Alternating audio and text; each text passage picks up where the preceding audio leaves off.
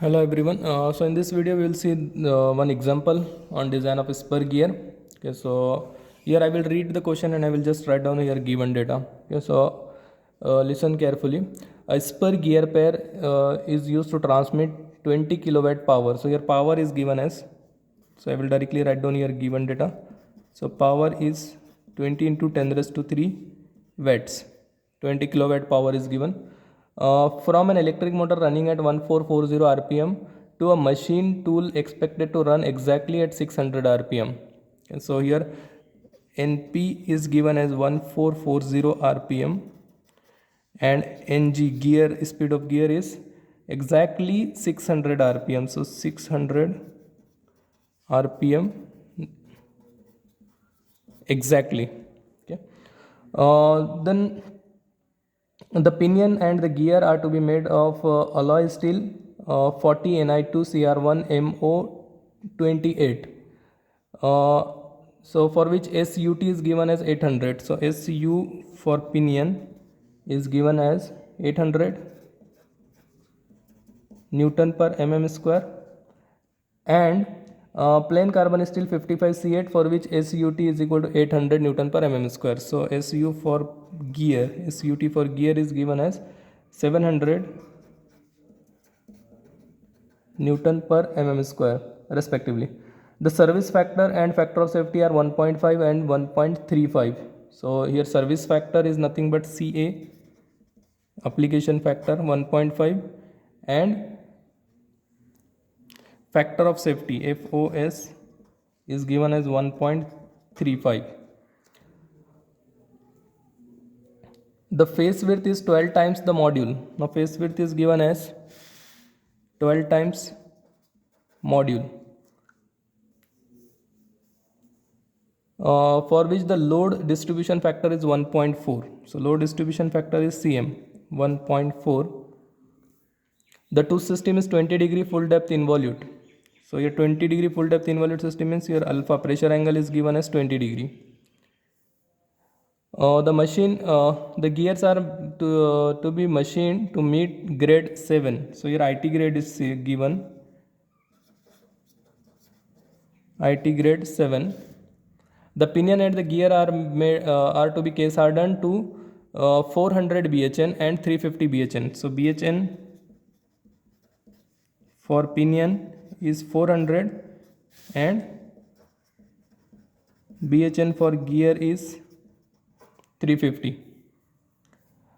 Design the gear pair using velocity factor CV is equal to 6 divided by 6 plus V and Buckingham's equation for dynamic load. Now see here two things are given. First thing is you have to use velocity factor,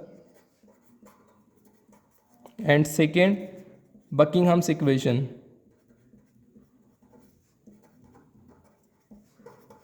Now see, listen here. When velocity factor, this only the velocity factor is mentioned in the example, then you have to stop. You have to find the dimensions and you have to stop. Okay, find dimensions of gear pair and stop. Okay, now whenever Buckingham's equation, this term is there in example, in that case you have to check whether design is safe or not. Check design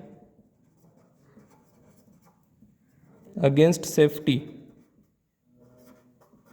Okay, so here check design against safety means you have to go for here, you have to find the effective load by CA PT plus PD. Okay, you have to calculate PD and then you have to find effective load, and you have to equate, you have to check whether this effective load is strength should be greater than or equal to factor of safety into P effective. Okay, so this is the condition of safety. Strength means either it may be beam strength or wear strength, whichever is smaller.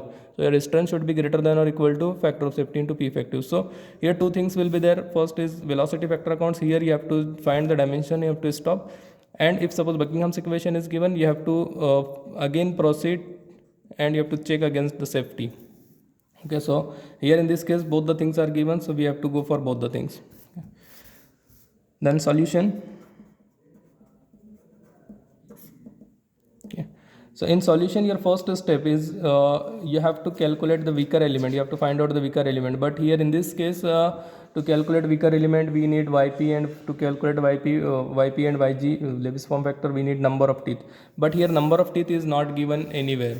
Okay, so number of teeth on pinion and number of teeth on gear, nothing is given.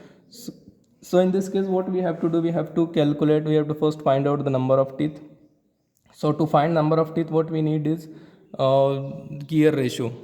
Okay, so to calculate gear ratio, your I is equal to NP by NG, and your NP is given as 1440 and NG is 600, so is equal to 2.4.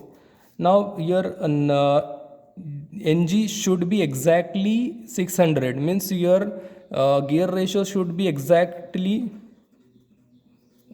2.4. It should not be 2.41 or 2, it should not be 2.439. Okay, so it should be 2.4 only.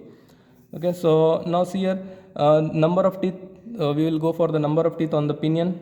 Okay, so first, according to 20-degree full depth involute system, the minimum number of teeth on pinion is 17.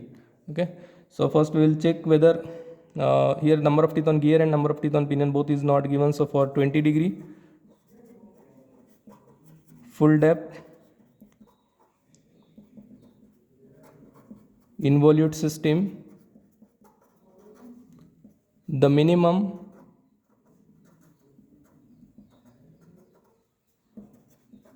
number of teeth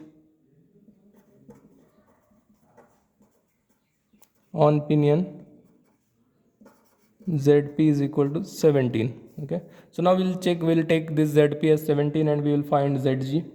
Okay, so because your I is nothing but ZG by ZP. Okay, so once you got ZP and I, you can calculate ZG. Okay, so we'll make here one table, ZP, ZG. Now here if suppose ZP we will take 17 and we'll calculate ZG. So here ZG will be according to this 40.8. Okay, so now 40.8 number of teeth should not be in fraction, so this pair is not possible. Okay, then we will go for 18. So if your ZP is 18 and if you put here ZP 18 and I is 2.4, okay, so your ZG will be I into ZP. Okay, so I is 2.4 and ZP is 18, so in that case your ZG will be 43.2. again it is not possible. Then we will go for 19. So for 19 your ZG is 45.6, again it is not possible. For 20 ZG is 48, now it is possible. Okay, then we have to take this pair, this number. Okay, so we'll finalize ZP as 20 and ZG as 48.